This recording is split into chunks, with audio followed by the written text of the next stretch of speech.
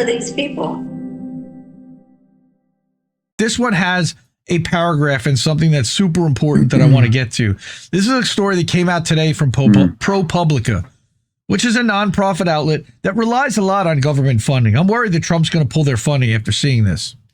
All right. But the conflict of this Department of Government Efficiency agency, it's funded and acts like a federal agency. But the problem is that the White House has shielded them from rules that govern such agencies, which makes it something that has never existed in this country, which is a federal agency that is not subject to transparency, accountability, or anything other than the personal wills and wishes of the president or anyone who's affiliated with it. No oversight, nothing. Okay, specifically, all right, that he's called DOGE maximally transparent. Trump said that over 100 people work there, but his administration has refused to make information about their spending and operations public. In an effort to gain a clearer understanding of its inner workings, they've gathered the names and backgrounds of the people employed there, identifying some 46 people, including 12 new names that they added to the list today. Like literally, okay, so this was February 20th that they nailed this down. This is about a week ago, 10 days ago. Trump and Musk have defended DOGE as a tool for trimming the fat from what they see as a bloated bureaucracy. We still, by the way, have no list of exactly what the cuts are that they're planning on.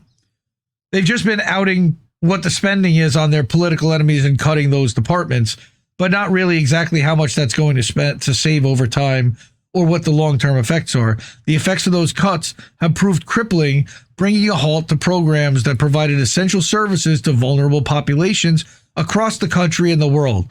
And they're crying about USAID because USAID didn't just do domestic and international spying operations. They actually did help poor people in poor countries. The top Democrat on the House Appropriations Committee, Representative Rosa DeLauro from Connecticut, told ProPublica she didn't believe DOGE had the legal authority for the actions it's taken. She called it a made-up federal department that's wasting taxpayer dollars.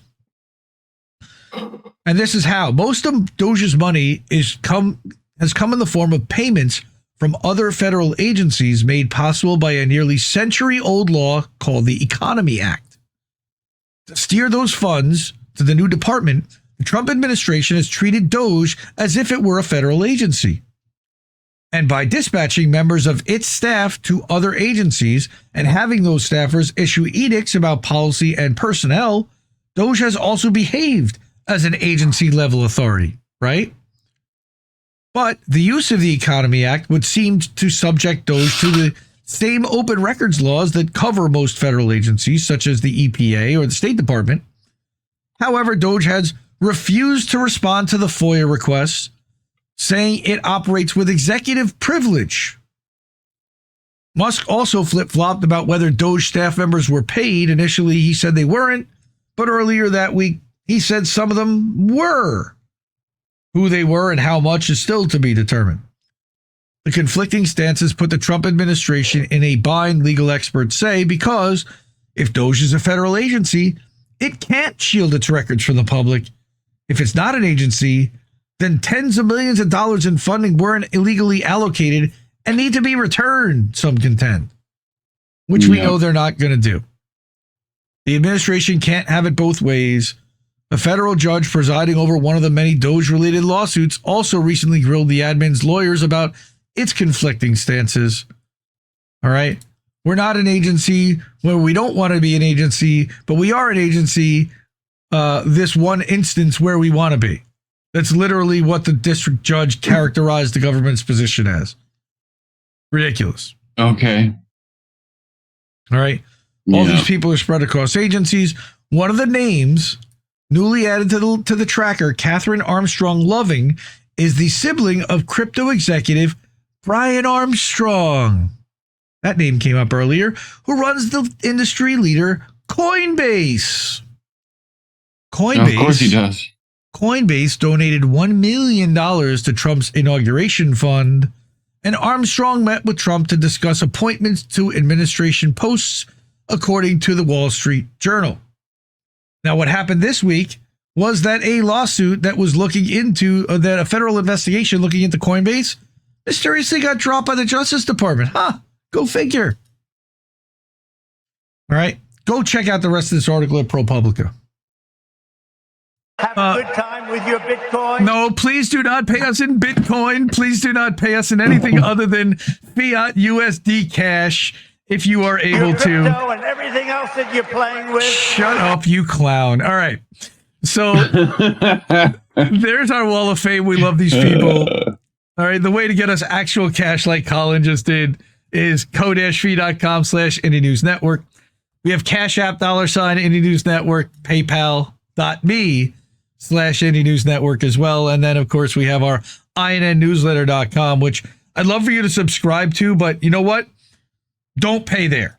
Go to Ko-fi, because INN Newsletter, let me tell you, Substack takes 10% and then Stripe takes another 2.5%. So we're only getting, again, let's try to keep as much. You want to support the streamers?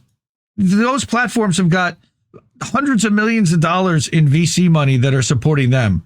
We got you for supporting us to hold them accountable. We do not accept Bitcoin. We do not accept crypto. I don't want crypto. Fuck your crypto. I love you if you want crypto, but we're not interested. I know that it's a scam. But these people gave us an actual cash to one of those places, Cash App, Ko-fi, PayPal, or INNnewsletter.com by subscribing on a monthly or annual basis. We are definitely demonetized, deboosted in the algorithm, and in Rockfin's case, soon to be deplatformed, likely. So support us there where you can. Cash App, Ko-fi, PayPal. Asking for your financial support. We have to get some new people, because I don't want to hear that asshole's voice ever again. All right, and certainly not asking anyone for money, because I still want my keep doing it. I want my $27 back. Keep doing it. Fuck just that. to upset you. Cash App, $Indie News Network, ko-fi.com/Indie News Network, paypal.me/Indie News Network. Sign up at INN Newsletter. Break here. No, sign up at INNnewsletter.com, but don't pay any money over there, because Substack doesn't deserve the money. They've been really douchey and throwing all their efforts into corporate media hacks like Jim Acosta and Jennifer Rubin. And I saw Joyanne Reed, by the way, this week. Coming to a Substack newsletter near you. Yep. She's there too now. It's just a matter of time before we get Rachel over there too. Yeah, support independent media, because we need it more than ever. And I love you all. Yeah. Bye, everybody. Bye-bye. Bye-bye. No! We just fucking lost the stream.